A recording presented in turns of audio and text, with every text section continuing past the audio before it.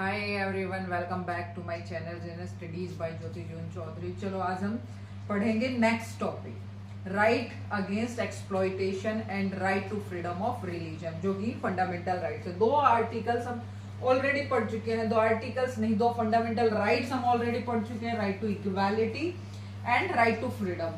आज हम पढ़ रहे हैं right against exploitation and right to freedom of religion.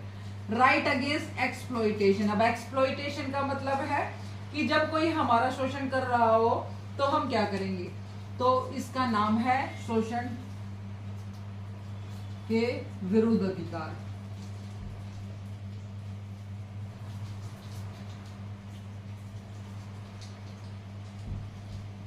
जब हमारा शोषण हो तो हम अपने कौन से राइट्स का यूज कर सकते हैं।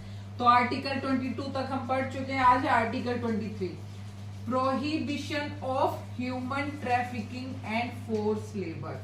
अब ये आर्टिकल 23 क्या कहता है कि जो ह्यूमन ट्रैफिकिंग है, जो मानव तस्करी है, और फोर्स लेबर है, मजदूरी, जो जबरदस्ती मजदूरी कराई जाती है, तो उसकी मनाही करता है आर्टिकल 23।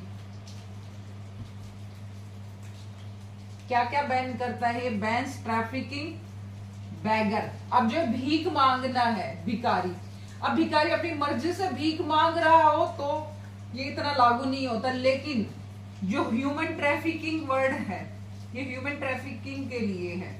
अब क्या करते हैं लोग, किसी का बच्चा उठा लेंगे जो ट्रैफिकर्स होते हैं और उनसे भीख मंगवाते हैं, तो ये भीख मंगवाने का जो सिस्टम है उसे भी खत्म करता है। And bonded labour, bonded labour का मतलब क्या है कि एक बॉन्ड साइन करवा लिया जाता है और उस बॉन्ड के अकॉर्डिंग की 2 साल 3 साल 5 साल 10 साल आप हमारे पास ही करेंगे और आपका फिक्स वेज रहेगा, यानी कि फिक्स आपकी सैलरी रहेगी। तो ये इन सारी चीजों को बैन करता है 23। एक्सेप्शन क्या हो सकता है? Compulsory service of public purpose, जो सर्विसेज पब्लिक पर्पज के लिए हो जाती है, जैसे नगर पालिका की है सर्विसेज, जो कूड़ा उठाने वाली गाड़ी आती है नगर पालिका के अंदर आती है, म्यूनिसिपैलिटीज के अंदर। तो अब ये एक पब्लिक सर्विस का काम है। अब कोई ये कहे कि भाई मेरे से जबरदस्ती करा, नहीं, जबरदस्ती से नहीं करा रहे हैं, लेकिन अगर आपकी गवर्नमेंट जॉब है तो आपको करना पड़ता है, गवर्नमेंट हो या फिर जैसे भी हो, प्राइवेट हो, ठेके के थ्रू, जो भी जिस टाइप की जो, तो कंपलसरी सर्विस हो जाती है, तो उसके लिए ये रूल लागू नहीं होता, ये राइट नहीं आता। ये राइट आता है प्रोहिबिशन ऑफ ह्यूमन ट्रैफिकिंग, मानव तस्करी और फोर्स लेबर के लिए। पहले ब्रिटेन, जब ब्रिटिश साम्राज्य था तब हमारे यहाँ क्या होता था, हमारे यहाँ के लोगों को, और उससे पहले भी राजा महाराजाओं के टाइम पर भी होता था, दास प्रथा थी कि लोगों को, अगर आपको किसी से कर्जा है, किसी को कोई कर्जा नहीं चुका पा रहा, तो क्या करते थे, उसे फोर्स लेबर में डाल देते थे या फिर उसे बेच देते थे। तो उस चीज को खत्म करने के लिए आया था ये ह्यूमन ट्रैफिकिंग। ब्रिटिश टाइम में इन्होंने यहाँ से ट्रांसफर कर दिया जाता था दूसरी जगह पर, दूसरे कंट्री के अंदर। ब्रिटेन भी हो सकता है, अदर कंट्रीज भी हो सकती है। तो उस चीज को बैन करने के लिए रूल आया था, ताकि मानव तस्करी को खत्म किया जा सके, ह्यूमन ट्रैफिकिंग को। अब आता है आर्टिकल नंबर 24। आर्टिकल 24 क्या कहता है? Prohibition of child labour. अब चाइल्ड लेबर कहाँ है? आप देखते होंगे छोटे छोटे जो ये ढाबे होते हैं, उनके ऊपर छोटू काम करते हैं।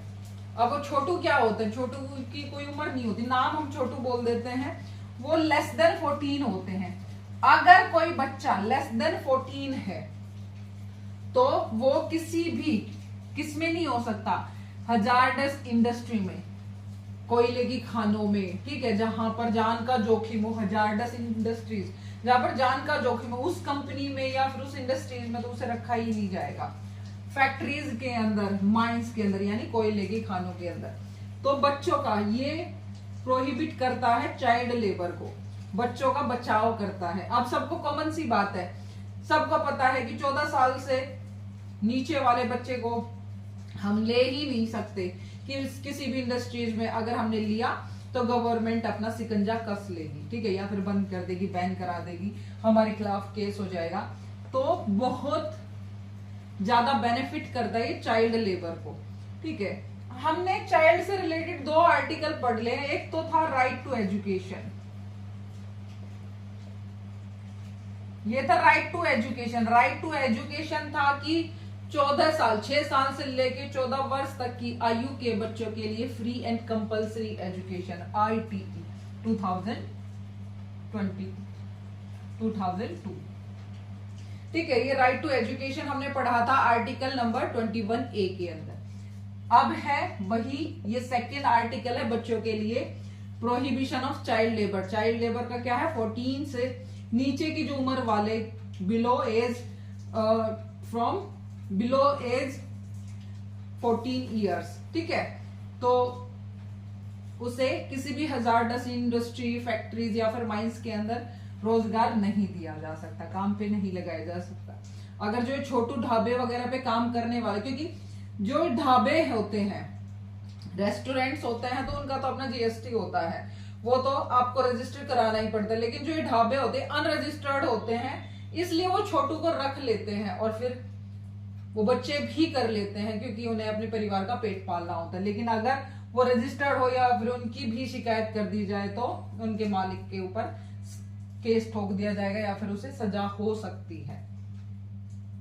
अब ये है 23 और 24, ये था राइट अगेंस्ट एक्सप्लॉइटेशन। अगर आपका शोषण हो रहा हो तो आप इन 2 आर्टिकल्स के तहत जा सकते हैं, आप पुलिस स्टेशन में या फिर केस कर सकते हैं। अब नेक्स्ट आता है, नेक्स्ट फंडामेंटल है right to freedom of religion, हमारा धार्मिक स्वतंत्रता का अधिकार। ये आर्टिकल्स है 25 to 28। आर्टिकल 25 क्या कहता है, freedom of conscience and religion, ठीक है। अगर मैं अपने मन में किसी को भी रखूं, किसी को भी भगवान मानूं या किसी के लिए भी श्रद्धा रखूं, ठीक है, चाहे वो रिलीजन हो या फिर मैं किसी के लिए श्रद्धा रखती हूँ या फिर रिलीजन हो, तो उसकी भी मुझे फ्रीडम है, मुझे हक है कि मैं किसी भी धर्म को मान सकती हूँ, किसी भी भगवान को मान सकती हूँ, मैं नास्तिक भी हो सकती हूँ, ठीक है, वो मेरा अधिकार है। कंसाइंस के अंदर नास्तिक वगैरह इंक्लूड हो जाते हैं और रिलीजन के अंदर तो धार्मिक है ही, तो दोनों के दोनों मेरी इच्छा है, मैं मानूं या ना मानूं। कंसाइंस मेरा अंतः मन होता है, ठीक है। All person free to profess, practice and propagate religion. अब सभी लोगों को अधिकार है क्या, अपना प्रोफेशन बनाने का, धर्म को अपना प्रोफेशन, जो आजकल बाबाज है, बिजनेस है, प्रोफेशन है, इसलिए गवर्नमेंट उनके दायरे के अंदर कोई भी इंटरफेरेंस नहीं कर सकती, प्रैक्टिस कर सकता है और अपने रिलीजन को बढ़ावा दे सकता है, ये उसके पास राइट है। Subject to health, morality, public order, जब तक वो किसको, किसी की हेल्थ को, मोरालिटी को या फिर पब्लिक ऑर्डर यानी कि आसपास के एरिया को प्रभावित नहीं कर रहा है तो आप कर सकते हैं, वो इफेक्ट नहीं करना चाहिए, ठीक है, या फिर मतलब दुखी नहीं होना चाहिए, आपकी इच्छा है, आप किसी को मान सकते हो, किसी भी धर्म को मान सकते हो, आप भोपू बजाओ, आप कीर्तन कराओ, आप भजन कराओ, आप कथा कराओ, वो आपकी चॉइस है, पब्लिक ऑर्डर्स है, ठीक है, वो आपकी धार्मिक स्वतंत्रता है, उसके लिए आपके खिलाफ कोई केस नहीं कर सकता। सुबह पहले भोपू बजाओ, भजन चलाओ, ठीक है। तो ये आर्टिकल है 25 जो आपको राइट देता है freedom of conscience and religion, किसी को भी मानो और अपने धर्म की। अब आता है आर्टिकल 26, ये ज्यादा टफ आर्टिकल्स नहीं है, जो स्टार्टिंग के 14 से लेके 22 तक आर्टिकल्स थे वो सबसे ज्यादा जरूरी आर्टिकल्स थे, वो टफ भी थे थोड़े समझने में भी। ये इजी आर्टिकल्स है, ये इतने ज्यादा पूछे भी नहीं जाते, बट पढ़ना जरूरी होता है, क्वेश्चन आ भी सकता है one liner.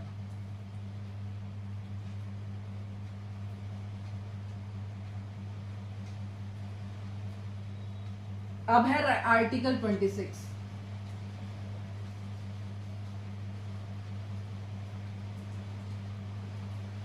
Freedom to manage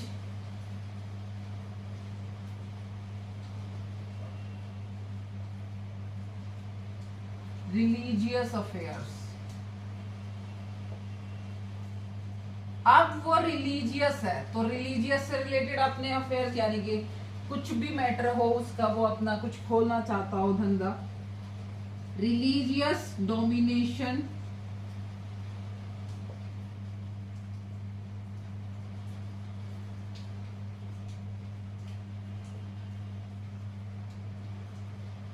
डोमिनेशंस, denomination, nominations नहीं, denomination, denominations can manage their own affairs, property and institution।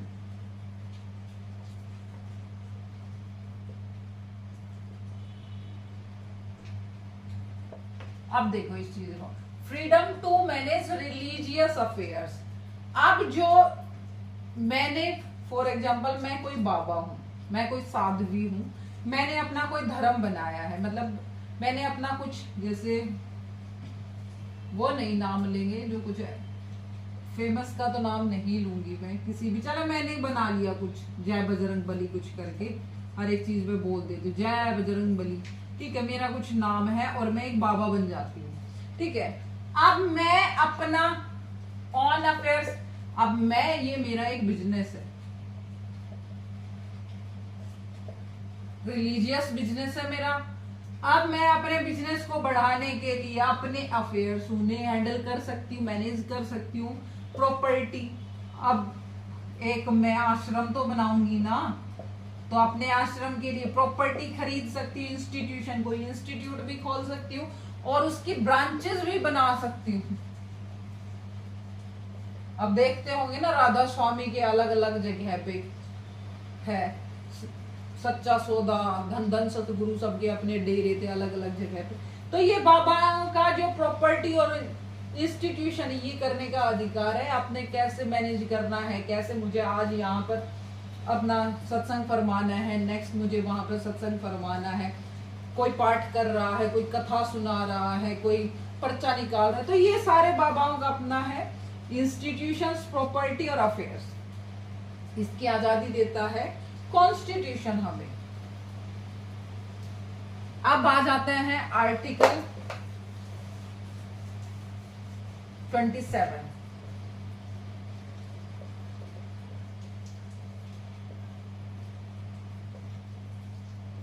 Freedom from tax for religion. No compulsion to pay taxes for promotion of religion।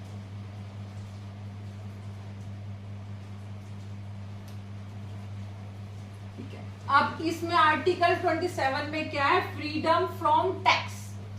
सबसे बड़ी यह चीज ये है इसके अंदर, freedom from tax for religion.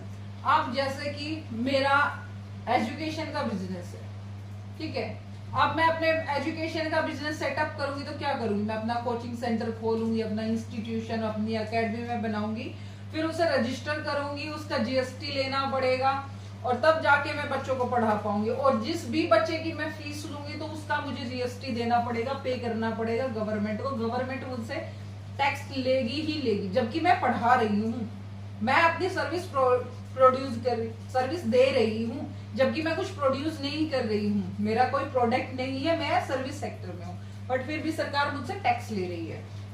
लेकिन रिलीजन है, रिलीजन में पैसा आ रहा है, ठीक है, वो चॉइस है, पैसा दान पात्र में आ रहा है, नहीं आ रहा है, सरकार इस चीज का कोई रिकॉर्ड नहीं रखना चाहती, ठीक है, ना ही वो उनसे टैक्स लेती है। यही तो सबसे बड़ा काम है कि जितने भी ये रिलीजियस इंस्टीट्यूशंस है ये बड़े होते जाते हैं, ठीक है, इनके पास पैसा, प्रॉपर्टी खरीदते हैं, फिर नई फैसिलिटी ले आते हैं, फिर नई फैसिलिटी ले आते हैं, क्योंकि जीएसटी तो पे कर ही नहीं रहे हैं, कोई भी टैक्स पे नहीं करते हैं, सरकार इनसे किसी भी चीज का कोई टैक्स नहीं लेता, क्योंकि वो रिलीजियस फ्रीडम के अंदर आ जाता है। आर्टिकल 27, नो कंपल्शन टू पे टैक्सेस, चाहे तो वो देना चाहे तो दे सकते हैं, लेकिन कंपल्सरी नहीं है। फॉर प्रमोशन ऑफ रिलीजियन, कि वो किसी भी धर्म को प्रमोट करना चाह रहा है, वो कहीं जाना चाह रहा है, कहीं पर अपनी सभा करना चाह रहा है, तो उसके लिए कोई भी टैक्स नहीं है। हम लोग कर ले, एजुकेशन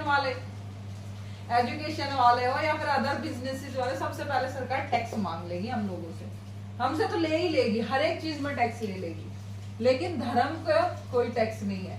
अब आप देखेंगे राधा स्वामी, देखो मैं किसी धर्म के ऊपर बात नहीं करती, लेकिन एक एग्जाम्पल है राधा स्वामी की। आप प्रॉपर्टी देखें ना, इतनी प्रॉपर्टी है बहुत, क्यों? क्योंकि टैक्स पे नहीं करना पड़ता और वो प्रॉपर्टीज पे प्रॉपर्टीज खरीदते रहते।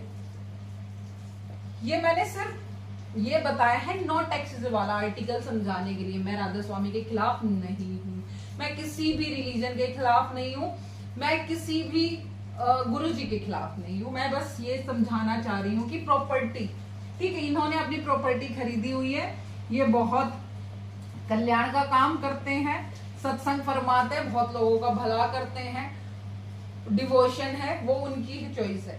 मैं जस्ट बता रही हूँ कि प्रॉपर्टीज लेना, जो आश्रम जो खुलते हैं ना जगह जगह पर, वो इसलिए है कि सरकार उन्हें प्रमोट कर रही है, कोई टैक्स नहीं देना पड़ता। वरना ये मत सोचना कि मैं राधा स्वामी के पीछे पड़ गई हूँ, राधा स्वामी नहीं है, वो जो है ओ माय गॉड वाले, उनके पीछे पड़ना चाहिए मुझे। चलो छोड़ते हैं, मैं इस चीज से बिल्कुल रिलेट नहीं करती, मेरा काम है पढ़ाना और आर्टिकल समझाना, ठीक है। अब है article 28, freedom in educational institutions. अब ये एजुकेशनल इंस्टीट्यूशंस हैं religious instructions band in government aided institutions।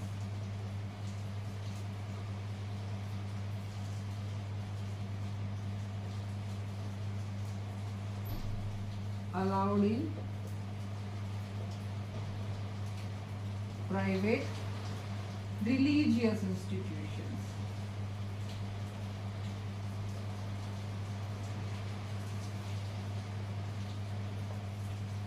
ठीक है, अब आते हैं इस आर्टिकल पे, आर्टिकल 28 पर। आर्टिकल 28 क्या कहता है? Freedom in educational institutions. अब ये एजुकेशनल इंस्टीट्यूशंस की बात क्या है कि जैसे कोई भी धर्म अपना स्कूल खोल सकता है, अपनी चैरिटी का कोई हॉस्पिटल खोल सकता है, पशुओं के लिए खोल सकता है, वृद्धाश्रम खोल सकता है, कुछ भी खोल सकता है, तो वो एजुकेशनल इंस्टीट्यूशन यानी कि स्कूल भी खोल सकता है, ठीक है, कुछ भी खोल सकता है। लेकिन बात है यहाँ पर स्कूल की, एजुकेशन की। जो एजुकेशन दे रहा है किसकी? अपने धर्म की एजुकेशन दे रहा है उसको। Religious institution band in government aided institutions. अब कौन से इंस्टीट्यूशन में नहीं दे सकता? अब जैसे हमारी जो गवर्नमेंट है, हमारा कॉन्स्टिट्यूशन क्या कहता है? सेक्युलर है, हमारे कॉन्स्टिट्यूशन के अकॉर्डिंग इंडिया का कोई भी धर्म नहीं है, कोई भी ऑफिशियल धर्म नहीं है। अगर ऑफिशियल धर्म नहीं है तो उनसे चलने वाली जितनी भी संस्थाएं हैं, जितने भी इंस्टीट्यूशंस है, उसमें धर्म को तो बढ़ावा मिलेगा ही नहीं, चाहे वो हिंदू धर्म हो, चाहे वो मुस्लिम धर्म हो, चाहे वो क्रिश्चियन हो, चाहे वो सिख हो, चाहे वो जैन हो, ठीक है, कोई भी धर्म हो उसे बढ़ावा नहीं देगी गवर्नमेंट। तो रिलीजियस इंस्ट्रक्शन बैन है किसमें? Government aided instruction. Government school colleges में तो है ही है, लेकिन जो गवर्नमेंट एडेड होता है, जहां पर मान्यता प्राप्त है, गवर्नमेंट एडेड है, जहां से गवर्नमेंट का कोई बेनिफिट मिल रहा है, वो भी धार्मिक एजुकेशन नहीं दे सकता। यानी कि जो हमारे प्राइवेट स्कूल्स है, जो गवर्नमेंट के अंडर ओपन हो रखे हैं, मान्यता प्राप्त है, वो हमें किसी भी धर्म के बारे में नहीं सिखा सकता। उस स्कूल के अंदर हिंदू भी जाएंगे, मुस्लिम भी जाएंगे उसी क्लास में क्रिश्चियन भी पढ़ सकता हूँ, यानी कि सब बराबर है उस क्लास में, उस स्कूल में। Allowed in private religious institutions, लेकिन प्राइवेट के अंदर हो सकता है, जिसमें गवर्नमेंट का कोई बेनिफिट नहीं है, गवर्नमेंट का कोई कुछ भी एडेड नहीं है, वो अपनी तरफ से अपना प्राइवेट इंस्टीट्यूट, लाइक मेरी कोचिंग है, ठीक है, मेरा कोई कोचिंग सेंटर है, गवर्नमेंट से तो मुझे कोई बेनिफिट नहीं है, मैं अपने प्राइवेट खोल के बैठी हूँ, उसका किराया भी मैं खुद दे रही हूँ, बिजली का बिल मैं खुद दे रही हूँ, गवर्नमेंट को मैं पे कर रही हूँ, लेकिन गवर्नमेंट मुझे कुछ पे नहीं कर रही। तो अगर मैं अपने धर्म को प्रमोट करना चाहूँ तो मैं कर सकती हूँ, ठीक है, लेकिन अगर मेरा गवर्नमेंट के अंडर आ जाता है, मैं गवर्नमेंट से ठेका ले लेती हूँ, मतलब टेंडर होते हैं ना, ठेका मीन्स टेंडर होते हैं कि गवर्नमेंट की जो स्कीम्स होते हैं, स्कीम्स के अंडर बच्चों को पढ़ाते हैं, अगर मैं ऐसा कोई टेंडर ले लेती हूँ तो मैं फिर से किसके कंट्रोल में आ जाऊंगी, गवर्नमेंट के, और मैं उसमें अपने किसी धर्म की एजुकेशन नहीं दे सकती, ठीक है, ये है कंसेप्ट इसका। अब क्या है, कुछ जैसे धार्मिक जो स्कूल होते हैं, ठीक है, वो दे सकते हैं, जैसे कि क्रिश्चियंस के स्कूल्स के बारे में आपने पढ़ा होगा, ठीक है, पढ़ा के नाम सुने होंगे, जैसे लेडी फातिमा होगा, सेंट क्रिप्शन हो गई, ये अपने क्रिश्चियन धर्म के अकॉर्डिंग अपने धर्म को बढ़ावा देना चाहते हैं, डेफिनेटली देंगे, और देना क्या चाहिए वो देते हैं। अगर आप किसी भी क्रिश्चियन स्कूल्स के अंदर जाएंगे तो उनकी यूनिफॉर्म भी उसी अकॉर्डिंग होगी, और उनका जो बिहेवियर है वो भी उसी अकॉर्डिंग होगा, वो प्रॉपर क्रिश्चियन के टाइप के होते हैं, वो धर्म भी सारे के सारे त्योहार भी वही मनाते हैं, उनके बच्चे भी उसी मेंटेलिटी के होते हैं। और जैसे डीएवी, मैं सिर्फ एक ही धर्म की बात नहीं करूंगी, क्रिश्चियन की बात नहीं करूंगी, डीएवी हो गया, ठीक है, दयानंद, तो ये जो स्कूल्स हैं वो स्पेशल धार्मिक स्कूल्स हैं, वो उस एजुकेशन को बढ़ावा दे सकते हैं, उसमें सरकार कोई इंटरफेयर नहीं कर सकती, ठीक है। तो ये दोनों आर्टिकल्स थे, दोनों आर्टिकल्स नहीं, फंडामेंटल राइट्स, आर्टिकल्स याद रखना, फंडामेंटल राइट्स हमने कितने कवर कर लिए, हमने 4 आर्टिकल्स, फंडामेंटल राइट्स कंप्लीट कर लिए हैं। Right to equality, right to freedom, right against exploitation and right to freedom of religion. अब हमारे 2 आर्टिकल्स, 2 फंडामेंटल राइट्स बचते हैं, वो हम नेक्स्ट में पढ़ेंगे। ये हमारे 2 फंडामेंटल राइट और कंप्लीट हो गए, ठीक है।